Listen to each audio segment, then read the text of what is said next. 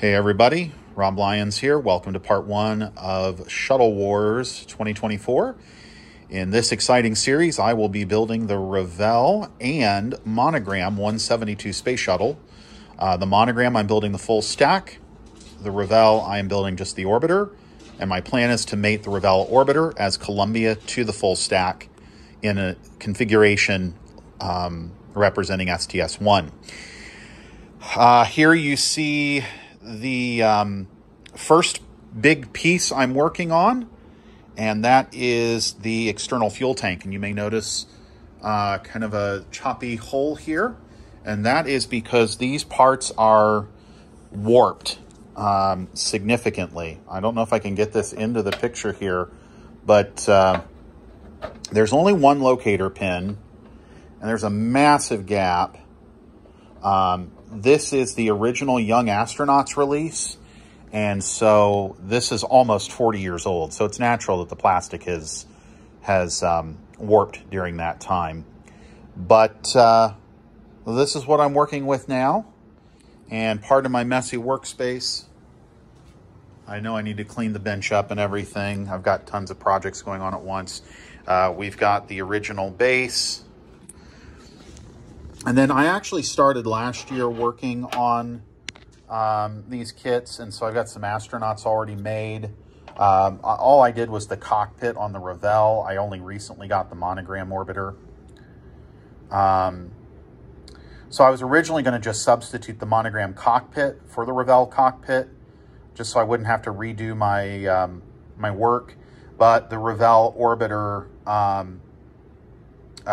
the Monogram cockpit and Revell cockpit are not exactly interchangeable. I probably could make it so, but I'm not going to try.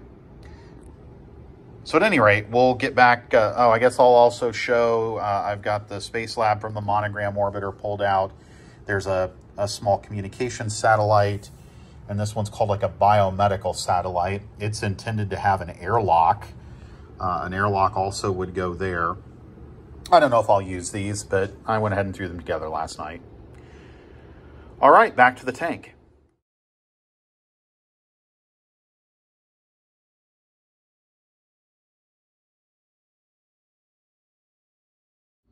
All right, so I've made some progress here on the tank. What I have done is I started by tacking down the top portion, which is currently all taped up. I'm using Mr. Cement S by Mr. Hobby for this. Basically went from the top of this middle tank seam down to the booster connector notch and tacked that on both sides with the Mr. Cement. Then I added the upper portion of the tank and taped it on. It is not glued. It is just there trying to help flex this back into place. Now, I did the same thing. The back end here is also taped on. I've not glued down here yet. And then I've just went down the side and I've taped down some joints.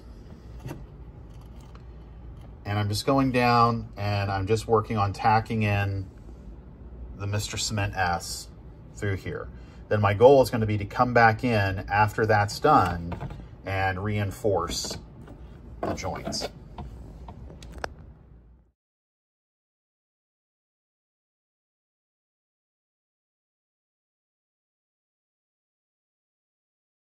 Right, here we go. So I jumped ahead a little bit. I thought I was just going to talk about the tank today in this edition, but as you can see, we've got the tank and the boosters. So the boosters went together fairly well.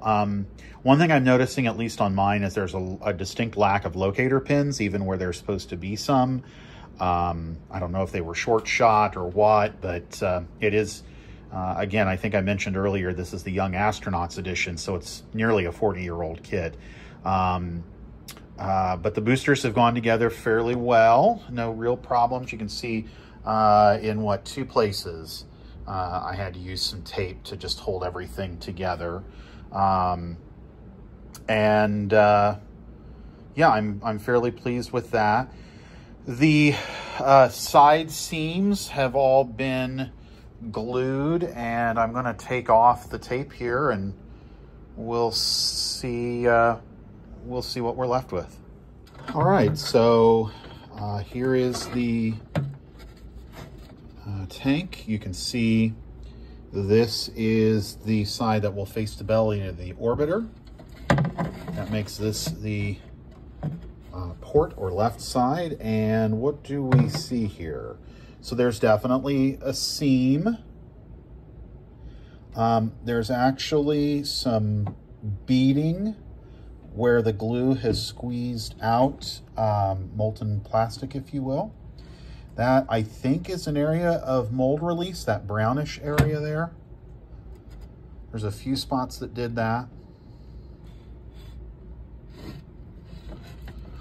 And oh, somebody's moving a chair upstairs. What you notice here, and I know this is white, but there is a very, very minor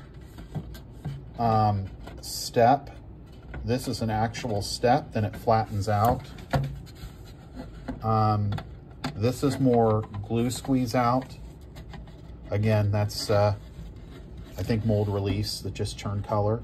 There's a bit of a pronounced step here that is not glue squeeze out up through here.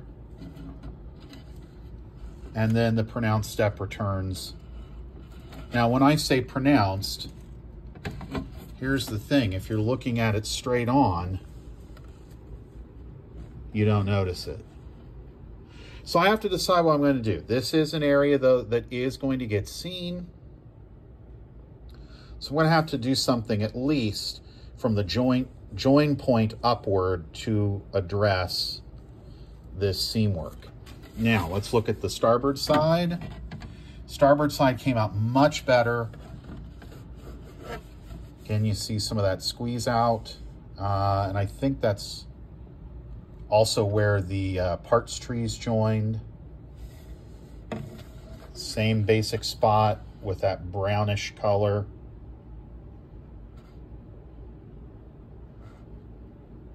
All the way down. And again, a slight misalignment here at the base. Now the inside is completely, I've cut that out. That's what let me get this. And I'm probably going to go in there along the two main joints and just liberally slather in some epoxy just to hold this all together. And this is what you'll see with the solid rocket booster on. Very minimal. So I don't know how much that needs to be addressed, especially in there. And on the solid rocket boosters, this is going to be the starboard one. I have the nose caps secured. You can tell there's going to need to be some filling and sanding there at the top. And I'm hoping I can get away with scraping the squeeze out on that seam on the cable raceway. On this side, we got a good alignment. Just some light sanding. Again, this will barely be visible, if at all. So I'll probably do the most minimal of putty work here. All right, and now the port booster. This one did not go together quite as well. Little gap there. You can see the squeeze out on the cable raceway, so that's going to need some cleanup. And the backside's about average. Up here towards the top, the alignment's a little funky and it'll require a bit of work. All right, so to wrap up, as I'm filming this, it's January 27th. It is the anniversary of Apollo 1. Tomorrow is the anniversary of Challenger, and obviously a few days later, the anniversary of Columbia. This kit was originally issued in 1986 under the Young Astronauts moniker. I remember seeing it as a kid, and as a friend of mine and I like to joke, we used to be able to buy these things on our paper route money.